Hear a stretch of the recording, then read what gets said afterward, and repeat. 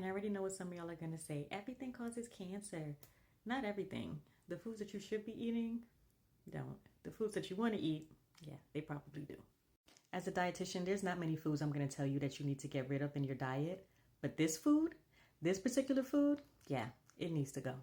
And I already know y'all not going to be happy because it's one of your favorite foods. It is processed meats. So your bacon, your ham, your salami, your deli meats, your hot dogs, your sausages, your turkey bacon, which I will never seem to understand how they got bacon from a turkey, but that's none of my business, right? So these are the foods that I'm suggesting you remove from your diet. Before you go crazy, let's talk about why.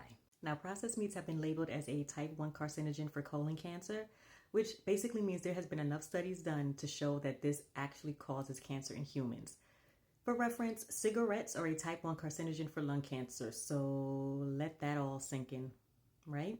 And as a quick side note, red meat has been considered a type 2 carcinogen, which means that it probably does cause colon cancer, but there have been limited studies to prove it. So how much do you actually have to eat to be at risk? You need to have about 50 grams daily or more to be at risk. So that looks like a couple slices of bacon or a couple slices of deli meat or one hot dog. So it really isn't much, right? And I already know some of you are like, I can't live without bacon or hot dogs or sausages. I understand. So what you're going to do is you're going to start to reduce the amount that you have. So you're going to reduce the amount of times that you eat it during a month, and you're going to reduce the amount that you have when you do actually eat it.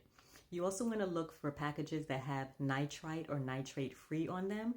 These will help to reduce your risk, but the best way to reduce it is to eliminate it completely. Let's not forget, it took cigarette companies decades to admit that their product caused cancer. Do not wait for these processed meat companies to be forced to admit that their food causes cancer for you to make a change in your diet. So start today and start reducing and eventually eliminating this food from your diet.